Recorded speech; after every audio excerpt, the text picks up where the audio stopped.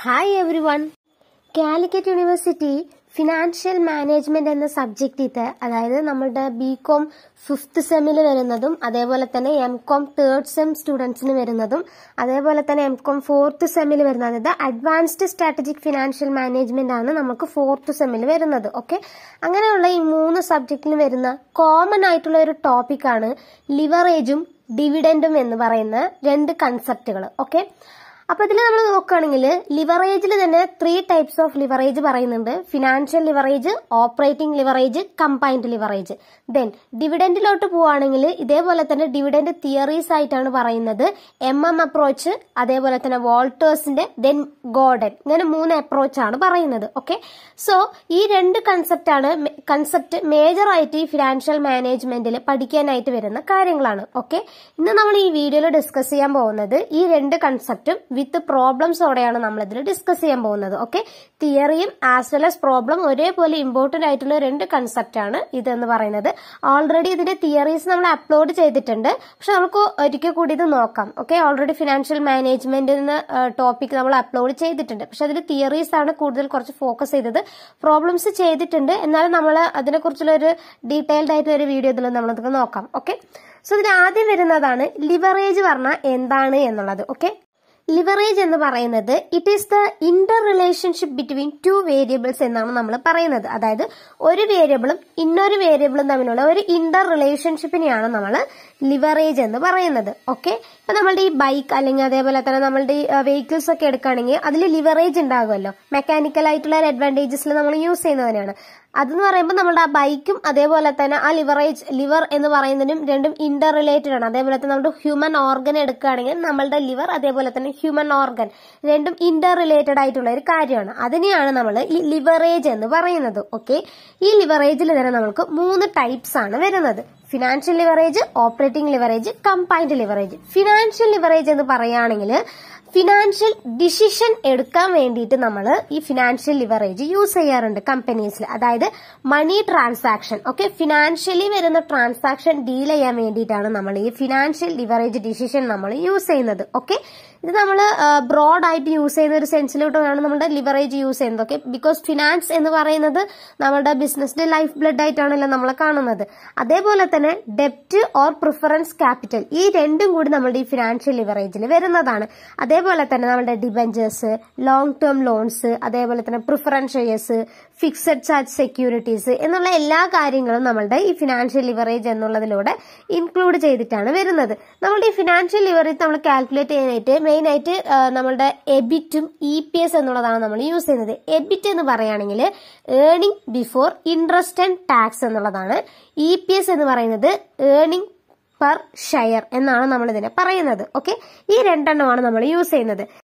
2 രീതിയിൽ നമുക്ക് ആൻസർ കിട്ടാം. ഒന്ന് വന്നിട്ട് ഫേവറബിൾ, ദെൻ അൺഫേവറബിൾ. ഈ അൺഫേവറബിൾ എന്ന് പറയുന്നത് നെഗറ്റീവ് വാല്യൂ ആയിട്ടാണ് നമ്മൾ ട്രീറ്റ് ചെയ്യുന്നത്. പക്ഷെ അതിനെ നമ്മൾ നെഗറ്റീവ് ആയിട്ട് ഡിനോട്ട് ചെയ്യില്ല, ജസ്റ്റ് ഒരു ബ്രാക്കറ്റ് ഇട്ടിട്ടായിരിക്കും നമ്മൾ അതിനെ കാണിക്കുന്നത്. ഓക്കെ, ഫേവറബിൾ കണ്ടീഷനും അൺഫേവറബിൾ കണ്ടീഷനായിട്ടാണ് നമുക്ക് 2 കണ്ടീഷൻസ് വരുന്നത്. ഓക്കെ, ദെൻ ഈ ഫിനാൻഷ്യൽ ലിവറേജിന്റെ ഇമ്പാക്ട് ഓർ എഫക്ട് എന്തൊക്കെയാന്ന് വെച്ചാൽ, ഒന്ന് നമ്മളുടെ ഈ ഷെയർ ഹോൾഡേഴ്സിന്റെ ഏർണിംഗ്സിനെ എഫക്ട് ചെയ്യും. ഓക്കെ, ഷെയർ ഹോൾഡേഴ്സിന്റെ ഏർണിംഗ്സിനെ എഫക്ട് ചെയ്യും എന്ന് പറയുകയാണെങ്കിൽ നമ്മുടെ ഈ ഷെയർ ഹോൾഡേഴ്സിന് നമ്മൾക്ക് എന്ത് കൊടുക്കേണ്ടത്, ഡിവിഡൻഡ് കൊടുക്കേണ്ടതായിട്ടുണ്ട്. ഓക്കെ, സോ അതെന്ന് പറയുന്നത് ബിസിനസിന്റെ ഒരു ഫംഗ്ഷൻ ആണ്, ഫിനാൻഷ്യൽ ആക്ടിവിറ്റി ആണ്. സോ അതിന്റെ ബേസിസിൽ തന്നെ നമ്മുടെ എബിറ്റ് കാൽക്കുലേഷൻസ് ഒക്കെ ഇതിലൂടെ ആയിരിക്കും നമ്മൾ ചെയ്യുന്നത്. ഓക്കെ, നിങ്ങൾ ഒരു പ്രോബ്ലം ചെയ്യുന്ന സമയത്ത് നിങ്ങൾക്കത് ക്ലിയർ ആയിട്ട് മനസ്സിലാകും. ഓക്കെ, ദെൻ രണ്ടാമത്തത് വരുന്നത് ഫിനാൻഷ്യൽ റിസ്ക്. ഫിനാൻഷ്യൽ റിസ്കിനെ ഇത് അഫക്ട് ചെയ്യും. അതായത് EPS more than the percentage of change in EBIT ആണെങ്കിൽ അത് നമ്മളുടെ ഫിനാൻഷ്യൽ റിസ്കിലോട്ടാണ് പോകുന്നത്. ഓക്കെ, ഇതാണ് നമ്മളുടെ 2 കണ്ടീഷൻസ് അല്ലെങ്കിൽ 2 ഇമ്പാക്ട് എന്ന് പറയുന്നത്. ഓക്കെ, ദെൻ ഈ ഫിനാൻഷ്യൽ ലിവറേജ് നമ്മൾ കണ്ടുപിടിക്കാൻ യൂസ് ചെയ്യുന്ന ഫോർമുലയാണ് എബിറ്റ് ഡിവൈഡഡ് ബൈ EBT എന്നുള്ളതാണ്. എബിറ്റ് എന്ന് പറയുന്നത് earning before interest and tax ആണ്. EBT എന്ന് പറയുന്നത് ഏർണിംഗ് ബിഫോർ ടാക്സ് എന്നുള്ളതാണ്. ഓക്കെ, ദെൻ നെക്സ്റ്റ് പറയുന്നതാണ് നമ്മുടെ ഓപ്പറേറ്റിംഗ് ലിവറേജ്. ഓപ്പറേറ്റിംഗ് ലിവറേജ് എന്ന് പറയുകയാണെങ്കിൽ ദെൻ ഈ ഡിഗ്രി ഓഫ് ഫിനാൻഷ്യൽ ലിവറേജ് കണ്ടുപിടിക്കാൻ നമ്മൾ ഒരു ഫോർമുല യൂസ് ചെയ്യുന്നുണ്ട്. ഡിഗ്രി ഓഫ് ഫിനാൻഷ്യൽ ലിവറേജ് കണ്ടുപിടിക്കാനായിട്ട് changes in EPS divided by changes in EBIT ചെയ്താൽ നമ്മൾക്ക് ഡിഗ്രി ഓഫ് ഫിനാൻഷ്യൽ ലിവറേജ് കിട്ടും. Okay, then next operating leverage ആണ്. ഓപ്പറേറ്റിംഗ് ലിവറേജ് എന്ന് പറയുകയാണെങ്കിൽ പ്രസൻസ് ഓഫ് ഫിക്സഡ് കോസ്റ്റിനെയാണ് നമ്മൾ ഓപ്പറേറ്റിംഗ് ലിവറേജ് എന്ന് പറയുന്നത്. ഈ ഓപ്പറേറ്റിംഗ് ലിവറേജ് നമ്മൾ മെഷർ ചെയ്യാൻ വേണ്ടിയിട്ട് extend to which fixed cost is use to operating the firm. It is the fixed cost or more as compared to variable cost the operating leverage will be high എന്നുള്ളതാണ് നമ്മുടെ operating leverage എന്ന് പറയുന്നത്. അതേപോലെ തന്നെ operating ലിവറേജിനെ നമ്മൾ fixed operating cost magnify ചെയ്യാനായിട്ടും അതേപോലെ തന്നെ ഓപ്പറേറ്റിംഗ് പ്രോഫിറ്റ് കണ്ടുപിടിക്കാൻ വേണ്ടിയിട്ടൊക്കെ യൂസ് ചെയ്യുന്നുണ്ട്.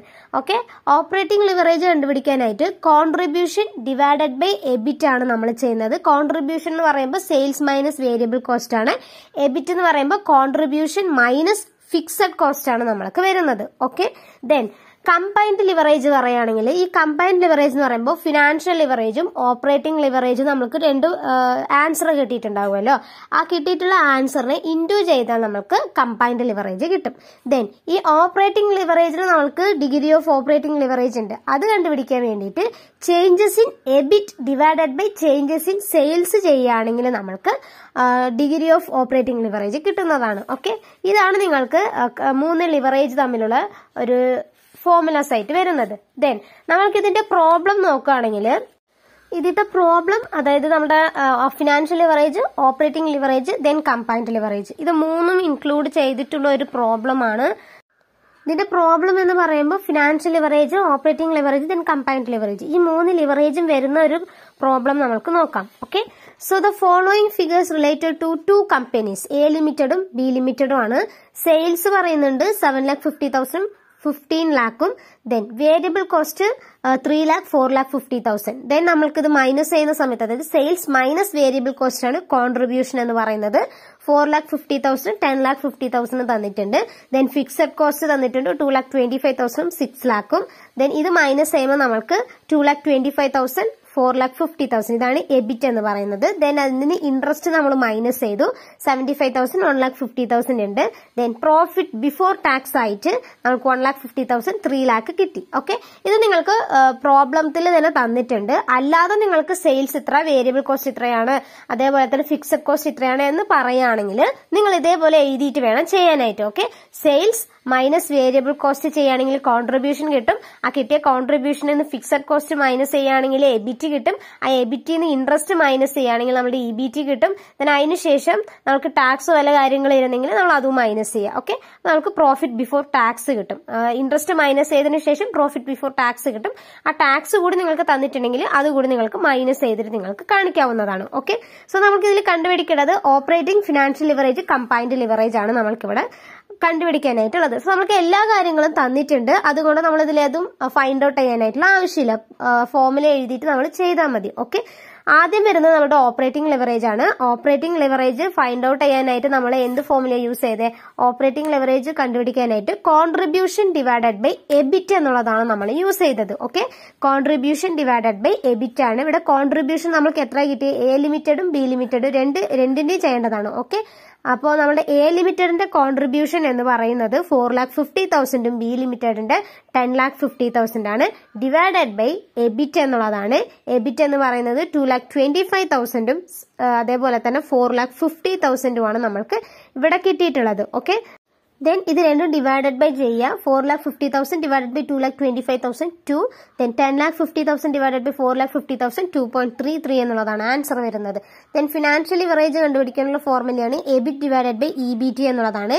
എബിറ്റ് എ ലിമിറ്റഡിന് കിട്ടിയിട്ടുള്ളത് 2,25,000 ഡിവൈഡഡ് ബൈ ദെൻ എബിറ്റ് കിട്ടിയിട്ടുള്ളത് 1,50,000 ആണ് എബിറ്റ് കിട്ടിയിട്ടുള്ളത്. ദെൻ രണ്ടും ചെയ്യുന്ന സമയത്ത് 1.5 ആണ് കിട്ടുന്നത്. ദെൻ ബി ലിമിറ്റഡിലോട്ട് പോവുകയാണെങ്കിൽ എബിറ്റ് 4,50,000 ദെൻ ഇബിറ്റി എന്ന് പറയുന്നത് 3 lakh ആണ്. 1.5 എന്നുള്ളതാണ് നമ്മൾക്ക് ഇവിടെ കിട്ടിയിട്ടുള്ളത്. ദെൻ നമ്മൾക്ക് ഓപ്പറേറ്റിംഗ് ലിവറേജ് കിട്ടി, ഫിനാൻഷ്യൽ ലിവറേജ് കിട്ടി. ദെൻ അതിനുശേഷം കണ്ടുപിടിക്കുന്നത് കമ്പൈൻഡ് ലിവറേജ് ആണ്. കമ്പൈൻഡ് ലിവറേജ് കണ്ടുപിടിക്കാനായിട്ട് നമ്മൾക്ക് അത് രണ്ടും ഇൻറ്റു ചെയ്താൽ മതിയാവുന്നതാണ്. ഓക്കെ, സോ നമുക്ക് എത്രയാണ് കിട്ടിയത്? ഓപ്പറേറ്റിംഗ് ലിവറേജ് 2, ദെൻ അതേപോലെ തന്നെ ബി ലിമിറ്റഡിന് 2.3 ആണ് കിട്ടിയിട്ടുള്ളത്. ഫിനാൻഷ്യൽ ലിവറേജ് 1.5 ദെൻ 1.5 ആണ് കിട്ടിയിട്ടുള്ളത്. Okay, operating leverage into financial leverage 2 into 1.5 എന്ന് പറയുന്നത് 3, ദെൻ 2.33 ഇൻറ്റു 1.5 എന്ന് പറയുന്നത് 3.5. അല്ലാതെ നമുക്ക് ഫോർമുല യൂസ് ചെയ്യുന്നതും ചെയ്യാം. കമ്പൈൻഡ് ലിവറേജ് കണ്ടുപിടിക്കാനായിട്ട് കോൺട്രിബ്യൂഷൻ ഡിവൈഡഡ് ബൈ എബിറ്റ് എന്നുള്ളതാണ് നമ്മൾ യൂസ് ചെയ്യുന്നത്. ഓക്കെ, ഇതാണ് നിങ്ങൾക്ക് പ്രോബ്ലം ആയിട്ട് വരുന്നത്. ഇങ്ങനെയുള്ള പ്രോബ്ലംസ് ആണ് B Com as well as M Com third സെമസ്റ്ററിനും അതേപോലെ തന്നെ ഫോർത്ത് സെമസ്റ്ററിനും എല്ലാവർക്കും ഇങ്ങനത്തെ ഉള്ള പ്രോബ്ലം ആണ് വരുന്നത്. നിങ്ങൾക്കതല്ലാതെ ചില പ്രോബ്ലങ്ങളിൽ നിങ്ങൾക്ക് ഇതിന്റെ ഡിഗ്രി ഓഫ് ഫിനാൻഷ്യൽ ലിവറേജ് കണ്ടുപിടിക്കാനായിട്ടും വരുന്നതാണ്. ഓക്കെ, സോ അതും കൂടി വരുമ്പോൾ നിങ്ങൾ ആ ഫോമിൽ യൂസ് ചെയ്തിട്ട് ചെയ്താൽ മാത്രം മതി. ഓക്കെ, EPS ചെയ്യണം എന്നാണെങ്കിൽ EPS നിങ്ങൾക്ക് ഓൾറെഡി പറഞ്ഞിട്ടുണ്ടാകും. അല്ലെന്നാണെങ്കിൽ നിങ്ങൾക്ക് ഷെയർസിന്റെ വാല്യൂസോ കാര്യങ്ങളോ അങ്ങനെ എന്തെങ്കിലും തന്നിട്ടുണ്ടാകും. ഓക്കെ, തന്നാൽ മാത്രമേ നമുക്ക് EPS കണ്ടുപിടിക്കാനായിട്ട് പറ്റത്തുള്ളൂ. ഓക്കെ, അപ്പൊ ഇങ്ങനെയാണ് നിങ്ങൾക്ക് പ്രോബ്ലം വരുന്നത്. Operating leverage, financial leverage, combined leverage. Okay, ഇത് നിങ്ങൾക്ക് ഫിനാൻഷ്യൽ ലിവറേജ് ഇതിന്റെ കാര്യം എന്ന് പറയുന്നത് നിങ്ങൾക്ക് financial leverage, operating leverage, combined ലിവറേജിന്റെ തിയറീസ് എഴുതാൻ പറഞ്ഞിട്ട് ചോദിക്കാം. അല്ലെങ്കിൽ ഫിനാൻഷ്യൽ ലിവറേജിന്റെ മാത്രം എഫക്റ്റോ കാര്യങ്ങളോ ചോദിക്കാം.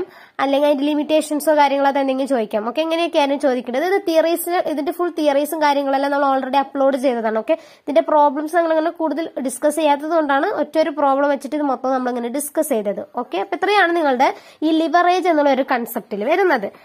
ദെൻ നെക്സ്റ്റ് വരുന്ന ഒരു ഇമ്പോർട്ടന്റ് കൺസെപ്റ്റ് ആണ് factors determining or influencing capital structure എന്ന് പറയുന്നത്. ഇതിൽ 2 ഫാക്ടേഴ്സ് ആണ് മെയിൻലി അഫക്ട് ചെയ്യുന്നത്, ഇന്റേണൽ ഫാക്ടേഴ്സും then external factors.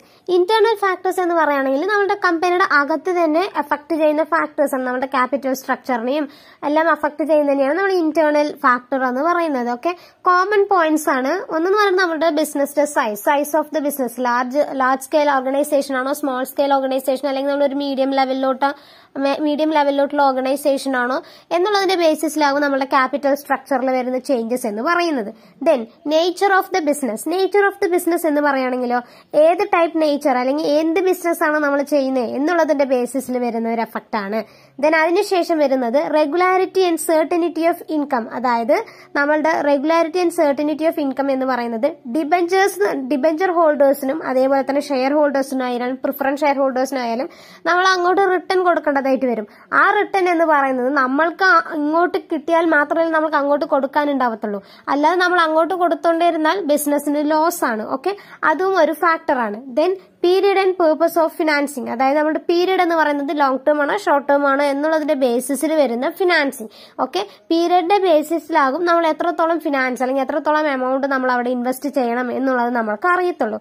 Then trading on equity എന്ന് പറയുമ്പോൾ ഇവിടെ നമ്മൾ debentures, long term loans, preference shares ഇതെല്ലാമാണ് ഇവിടെ ഇൻക്ലൂഡ് ആകുന്നത്. ഇതിന്റെ ട്രേഡിംഗും കാര്യങ്ങളാണ് നമ്മൾക്ക് ഇതിൽ പറഞ്ഞത്. അതായത് നമ്മുടെ ക്യാപിറ്റൽ സ്ട്രക്ചർ എത്രയാണോ അതിന്റെ ബേസിസിലാണ് നമ്മൾ ഈ ട്രേഡിംഗ് നടക്കുന്നത്. ഓക്കെ, ദെൻ നെക്സ്റ്റ് ഇതിൽ പറയുന്നതാണ് ഡിസയർ ടു റീറ്റെയിൻ കൺട്രോൾ എന്ന് പറയുകയാണെങ്കിൽ മാനേജ്മെന്റ്സിന് എത്രത്തോളം ആ കമ്പനിയുടെ കൺട്രോൾ ഉണ്ട്, അതേപോലെ തന്നെ എത്രത്തോളം അവർക്ക് അഡീഷണൽ ക്യാപിറ്റൽ റൈസ് ചെയ്യാൻ പറ്റും, എത്രത്തോളം അവർക്ക് ഡെപ്റ്റ് റൈസ് ചെയ്യാൻ പറ്റും എന്നുള്ളതിന്റെ ബേസിസിലൊക്കെയാണ് നമുക്ക് വരുന്നത്. ഡെപ്റ്റ് പറഞ്ഞാൽ അതായത് നമ്മുടെ ഡിബഞ്ചേഴ്സ് ആണ്. ഓക്കെ, നെക്സ്റ്റ് പറയുന്നത് അസറ്റ് സ്ട്രക്ചർ ആണ്. കമ്പനിയുടെ അസറ്റ് സ്ട്രക്ചർ എങ്ങനെയുണ്ട്, കറണ്ട് അസറ്റ് സ്ട്രക്ചർ എങ്ങനെയാണ്, അതേപോലെ തന്നെ ഫിക്സഡ് അസറ്റ്സിന്റെ ബേസിസിൽ എങ്ങനെയാണ് ഉള്ളത്, അതിന്റെ ബേസിസിലാണ് നമ്മളുടെ തീരുമാനം വരുന്നത്. നമ്മളുടെ അസറ്റ് സ്ട്രക്ചറിൽ മേജർലി നോക്കുന്നത് നമ്മുടെ കറണ്ട് അസറ്റ്സിന്റെ ബേസിസിലാണ് നമ്മളുടെ ഡിസിഷൻസ് എടുക്കുന്നത്. ഓക്കെ, ഇതാണ് ഇന്റേണൽ ഫാക്ടേഴ്സ്.